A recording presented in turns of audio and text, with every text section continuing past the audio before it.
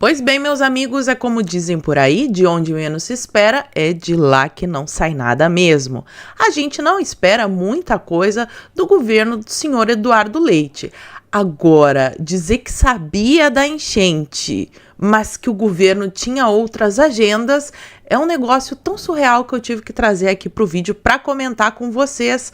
Vamos ver no vídeo de hoje também a incompetência generalizada do governo federal para lidar com essa tragédia. A mídia já não sabe mais o que fazer, ressuscitou Bolsonaro e a pandemia, enquanto o IBGE pede milhões para fazer pesquisa no meio da desgraça e o governo federal anuncia uma medida que pode terminar de quebrar o agro gaúcho. Temos também no vídeo de hoje o senhor Barroso, boquinha iluminada, tentando dar uma lacrada e será desmascarado no vídeo aqui, claro, com certeza. O Lewandowski, que também saiu do STF, deveria estar aposentado, mas para nossa infelicidade está trabalhando e comemorando que a galera que rouba celular para tomar cervejinha em vez de ir para cadeia é solto. Sim. Inclusive eu tenho vídeo. Então, se você já gostou das pautas do vídeo de hoje, me ajuda a espalhar essas informações, curtindo, comentando e principalmente compartilhando o link desse vídeo. Vou reforçar o pedido dessa vez porque eu andei um pouco sumida, estava trabalhando, ajudando o pessoal que está precisando de muita coisa ainda no Rio Grande do Sul, então eu tive que sumir um pouquinho aqui do YouTube, mas agora, se Deus quiser, as coisas começam a se encaminhar para a normalidade, então eu preciso da ajuda de vocês para ajudar aí no engajamento, porque quando fica sem postar vídeo, o YouTube dá aquela cortada no alcance. Conto com vocês e feita a introdução, vamos para a pauta de hoje. Já vamos começar com essa entrevista de Eduardo Leite à Folha de São Paulo. Eu fico até sem palavras quando eu vejo um político falando um troço desse. Não que eu espere alguma coisa do Eduardo Leite ou que eu confie nele, mas falar um negócio desse ainda me deixa espantada. Olha só, estudos alertaram, mas o governo também vive outras agendas. Sem palavras, né? Diz Eduardo Leite sobre a falta de plano para conter cheias no Rio Grande do Sul. O governador afirma que a questão fiscal se impunha. Tucano não dá para esperar muita coisa, né? Mas Tucano diz ainda que é líder do processo de reconstrução após Lula indicar Pimenta a ministério extraordinário. Não é. Senhor Eduardo Leite. Agora, o Pimenta é o interventor, governador do Rio Grande do Sul, e o senhor é um mero vice. É isso que o governo fez com o senhor. Esperava, pelo menos, que sobre isso ele reclamasse, mas não, tá sabonetando. Agora, assim, vamos à matéria para analisar esse absurdo dos absurdos. O governador do Rio Grande do Sul, senhor Eduardo Leite, do PSDB, reconhece que estudos apontavam a possibilidade de haver uma elevação no nível das chuvas que poderia causar grandes enchentes no estado. Então, tinha os técnicos, tinha os estudos, tinha dinheiro, porque o governo do estado tem sim muito dinheiro, em especial depois da pandemia, que o Bolsonaro mandou um monte de dinheiro, Eduardo Leite colocou o pagamento dos funcionários em dia, o governo tem um monte de cargo de confiança, gasta bastante com verba de publicidade, para pagar anúncio na RBS, na Rádio Gaúcha, tem dinheiro que é uma beleza, mas aí para fazer esse tipo de prevenção, porque afinal de contas é para isso que a gente paga imposto, para fazer esse tipo de obra, de planejamento que individualmente as pessoas não são capazes. Mas aí por que ele não fez, né? Tinha lá os técnicos dizendo que ia ter chuva, que ia ter enchente, que precisava ter o plano. No entanto, afirma que não investiu mais recursos na prevenção porque, abre aspas, o governo também vive outras agendas, fecha aspas, e que a pauta, abre aspas, que se impunha era a questão fiscal. Eu não sei se eu fico mais aterrorizada com esse palavreado que mostra a total incapacidade. Vamos aqui, o que é viver outra agenda? Agenda, como é que a pessoa vive uma agenda? Que a agenda era essa. Então, o governo estava preocupado com outras questões, outros assuntos. Viver a agenda não dá. Eu detesto essa mania que eles têm agora de dizer que vão marcar a agenda. Ninguém marca a agenda. As pessoas marcam compromisso, marcam reuniões. Tô meio Cíntia Chagas hoje, mas enfim. E que aponta que o que se impunha era a questão fiscal. O que significa o tal de questão fiscal? Que o governo não pode gastar mais do que arrecada. Então, assim, o que o Eduardo Leite pensou? Vou diminuir aqui o número de cargos de confiança, vou dar menos dinheiro para a RBS. Não, vou cortar o investimento na prevenção das cheias. E, ó, as águas estão baixando e tá começando a aparecer aquilo que eles diziam que era fake news. É o que eu posso dizer aqui no YouTube. Aí eu fui atrás dos gastos, casualmente, assim, a mídia não tem noticiado muito sobre os gastos do Eduardo Leite, mas eu achei lá no site do deputado estadual, senhor Rodrigo Lorenzoni, falando a respeito do assunto. Ele escreveu que é preciso investigar porque o governador não atendeu o alerta de cheias. Verdade, precisa. E lá no meio do texto ele fala: os gaúchos precisam saber a verdade, diz Rodrigo, porque quando o governador é confrontado com suas falhas e erros, ele alega dificuldade com o equilíbrio fiscal. Mas quando convém para justificar gastos supérfluos de 80 milhões, gastos de 80 milhões para a publicidade institucional, a narrativa é outra. Aliás, seria interessante ter um projeto de lei que proibisse o governo de dar dinheiro para jornal, rádio e TV. Tinha que ser proibida a publicidade estatal. Porque quando é o governo que paga a mídia não noticia o que tem que ser noticiado. Ela noticia o que interessa a quem está pagando, que é o governador, com o nosso dinheiro, fazendo cortesia com o chapéu dos outros. Mas infelizmente é assim. E enquanto continuar essa promiscuidade entre o poder público e a mídia, nós veremos aí agências de assessoria de imagem, de comunicação, tudo menos jornalismo. Sentimos falta do bom e velho jornalismo. E aí, como não pode ficar falando sobre o governo do Lula, porque o povo já tá revoltado, se ficar falando do governo do Lula vai mostrar cada vez mais a incompetência do presidente nomeado do Brasil. A Folha de São Paulo, Doneida, como dizem no TikTok, Doneida, vem com essa matéria, tá ali até a data, ó. 20 de maio de 2024, a Folha publica. Municípios onde Bolsonaro teve mais votos tiveram mais óbitos na pandemia de Covid. O que tem a ver essa notícia com o momento? Por que vocês não noticiam o que de fato está acontecendo no Brasil? Vem com uma pesquisa chinfrim dessa, como se em quem a pessoa vota decide se ela pega essa doença, ou se ela é atingida pela enchente, ou se é por causa da cor da pele. Parem com isso. É racismo climático, é bolsonarista com Covid. É um troço assim nojento, repugnante. E depois eles nos acusam de politizar. Vai vendo. Mas já que eles querem falar sobre Bolsonaro, o pobre estava no hospital, estava se recuperando, mas já está nativa. Matéria da Veja, ó. Como Bolsonaro pretende ajudar as vítimas da tragédia climática no Rio Grande do Sul. Ex-presidente não pretende, neste primeiro momento, visitar o estado. Parabéns, uma pessoa sensata. E outra, Bolsonaro não tem obrigação nenhuma porque não é o presidente. Quem é o presidente, controla o orçamento e que tem que fazer as obras e dar a ajuda necessária é o egresso etílico. Mas vamos aqui ao texto da Veja. Depois de um período internado para tratar de problemas de saúde, Jair Bolsonaro vai retomar sua agenda de viagens pelo país na próxima semana.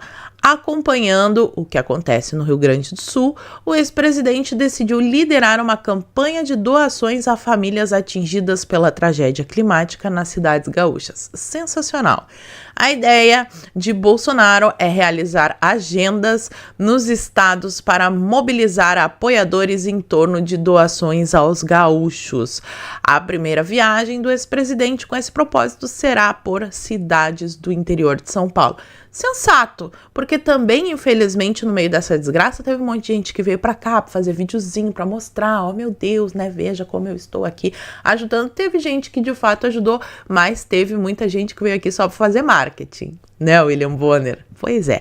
Agora, o Bolsonaro, sensato, vai fazer esses eventos para arrecadar fundos e é só o que falta o Bolsonaro conseguir arrecadar mais dinheiro do que o presidente nomeado. Aí vai ficar mais escancarada ainda a incompetência que já está escancarada, porque olha só o que acontece dentro do governo e por que a mídia não pode falar muito.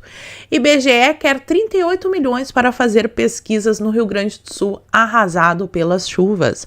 Organização aguarda aprovação orçamentária do Ministério do Planejamento. Então, as pessoas sem casa, sem nada, sem família. Ontem ainda eu assisti a um vídeo de uma senhora que ficou 24 horas agarrada numa árvore para sobreviver. E a água levou a filha, o marido e a casa dela com tudo. Aí o IBGE quer 38 milhões para ir lá perguntar para a mulher o que ela tá achando do governo, da ajuda da chuva, da árvore, se ela votou no Bolsonaro, se ela votou no Lula. E lendo o texto, a coisa fica pior ainda, porque presta atenção nas informações que a Oeste traz pra gente. Em relação ao formulário e aos temas, ainda está em formatação. Então, eles precisam de 38 milhões para fazer uma pesquisa que nem bem definida está. Disse o presidente do IBGE. Estamos na expectativa de realizar essa pesquisa o mais rápido possível. Vamos entrevistar as pessoas, de preferência, até se eles conseguissem pegá-las no telhado, seria melhor. Na medida em que tivermos a sinalização do Ministério. Não temos ainda perguntas fechadas, mas há uma expertise dos colegas para finalizá-las rapidamente, à disposição de ir a campo tão logo tivemos um retorno do Ministério. Sim, que é um momento muito apropriado para o IBGE fazer pesquisa. Aí fica pensando, pesquisa no meio da desgraça com urgência 38 milhões. Diretora de pesquisa do Instituto, a dona Elizabeth, explicou que a pesquisa seria realizada por telefone. Eu não vou ler o resto. 38 milhões, urgência, uma pesquisa por telefone. Meu filho, tem gente que não tem casa. Perdeu casa, perdeu tudo. Não tem telefone, tá? E quando não tem casa, não tem nem telefone. Até o telefone. Ela ficou 24 horas agarrada numa árvore. Acha que essa senhora conseguiu salvar o celular dela? O IBGE quer fazer a pesquisa. É a total falta de noção. Por outro lado, o governo federal vem com essa medida aqui que só pode ser um ódio do produtor de arroz gaúcho e quer quebrar ele de uma vez, né? Governo federal zera a tarifa de importação do arroz para garantir o abastecimento. O produtor gaúcho que passou pela enchente vai continuar pagando imposto. Esse imposto que ele paga para ficar lá em Brasília, bancando viagem do Lula pelo mundo, na hora que precisa de um socorro do governo federal, ele dá o dinheiro para comprar arroz de outros países. Não sei de qual país, mas ouvi Venezuela em alguns boatos por aí. Já entenderam a maldade. Vai terminar de quebrar o produtor gaúcho. A sociedade, o povo, fazendo campanha para que todo mundo ajude quando for no supermercado, compre marcas gaúchas, ajude as pessoas aqui do Sul. E o governo federal querendo zerar imposto de concorrente do produtor gaúcho. É um ódio ao Rio Grande do Sul. Eu só posso pensar com essa notícia que ele tem ódio do Rio Grande do Sul. Fernanda Melchiona, deputada federal aqui do Rio Grande do Sul, que deveria estar preocupada com o pessoal da enchente, não, ela está preocupada com lacrar. Ela quer um auxílio do governo para os artistas no Rio Grande do Sul. Por que esse pessoal gosta tanto de pagar artista e jornalista, né? Por que será? Vou deixar o mistério no ar. No meio de tudo isso saiu essa que, assim, tem uns alívios cômicos no meio da desgraça toda. O governo federal estava dizendo que era fake news, que veículos com carga não estavam sendo barrados, lá. Ontem, o caminhão do MST que levava as quentinhas foi apreendido no Rio Grande do Sul. Aí tá aqui o post, ó. Dia 8 de maio, o governo posta contra fake news. Veículo de carga com doações no Rio Grande do Sul, neste período de emergência, não estão sendo retidos nas vias de acesso ao estado, segundo a NTT. Aí o MST posta ontem, dia 20 de maio. Apreenderam nosso veículo no Rio Grande do Sul. Hoje as entregas das marmitas da Cozinha Solidária demoraram mais que o previsto, mas seguimos a luta. O veículo do MST não tinha pagado o IPVA e foi guinchado, foi apreendido, né? Ironias do destino. No meio de tudo isso, Barroso quer dar a lacradinha dele. Vem com essa daqui. Mentir precisa voltar a ser errado, diz Barroso. Ministro da STF participou de palestra sobre liberdade de expressão. Eu concordo. Mentir é errado. Agora, existe a mínima possibilidade de, no mundo inteiro, todas as pessoas não contarem nenhum tipo de mentira? Nenhum tipo de mentira. Quem é que vai escolher qual que é a mentira sim, qual que é a mentira não? A qual mentira que o Barroso está se referindo? Interessante que, vindo do Barroso, a gente lembra de alguns episódios anteriores. Por exemplo, essa declaração aqui, ó. Ele afirmou que a Venezuela é uma tirania de direita. Isso daqui é mentira ou é verdade? E um outro episódio que assim, eu não posso comentar, mas acho que ainda ler os prints da velha mídia eu posso. Então vou ler o que o Correio Brasiliense postou no dia 31 de dezembro de 2010, a 1h da tarde. Advogado de Battisti comemora a decisão e reafirma inocência do ex-ativista. O advogado de Cesare Battisti, senhor Luiz Roberto Barroso, comemorou no dia 31 a decisão do governo brasileiro de não extraditar o ex-ativista italiano. Fico feliz, em primeiro lugar, pelo Brasil, que manteve sua tradição humanista e sua altivez diante de pressões feitas em tom inapropriado pelo governo italiano, afirmou o advogado, que está fora do país em compromisso acadêmico. Já viajava desde aquela época, Barrosinho, hein? Que loucura! Barroso também afirma que a decisão é justa, porque o Battisti é inocente.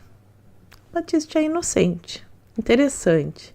Aí no dia 13 de maio de 2019, matéria do G1, que eu só vou ler também, vou me abster de comentários, o Cesare Battisti, aqui ó, o G1, a condenação por assassinatos na Itália, a fuga e a prisão na Bolívia. Veja a cronologia. Preso por homicídio. Foi preso. Barroso tinha dito que ele era inocente, vocês viram ali. E aí, isso aí é mentira, é verdade, ele é culpado, ele é inocente. Quem é que vai decidir o que pode, o que não? Qual é a mentira que pode ou que não pode ser contada? Fica um mistério no ar.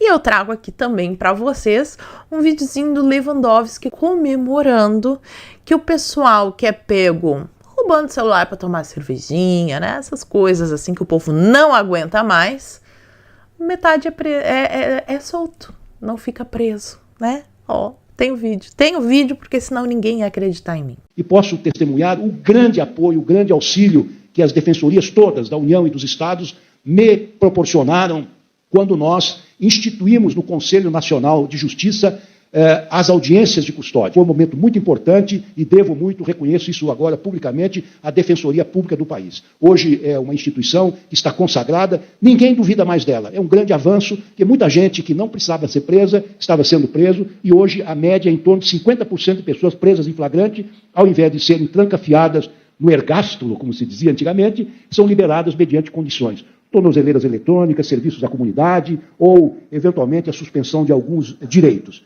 E aguardam, portanto, em liberdade o julgamento definitivo da acusação que eventualmente pesa sobre eles. E esse é o Brasil que o povo precisa aguentar, longe das torres de marfim, dessas bolhas onde ficam as autoridades, desse mundo da fantasia de Brasília. A população sofre nas ruas do Brasil inteiro com a violência, em especial aqui no Sul, com a enchente e com a incompetência dos governantes, tanto na prevenção do desastre, quanto em lidar com ele. Ficam mais preocupados em perseguir pessoas que dizem verdades inconvenientes do que de fato ajudar aqueles que perderam tudo. E quando ainda tentam fazer alguma coisa, terminam por atrapalhar mais do que ajudam. Mas se você disser que é o povo pelo povo, será acusado de fake news e poderá parar num dos intermináveis inquéritos da Suprema Corte. Até quando os brasileiros irão aguentar tanta humilhação?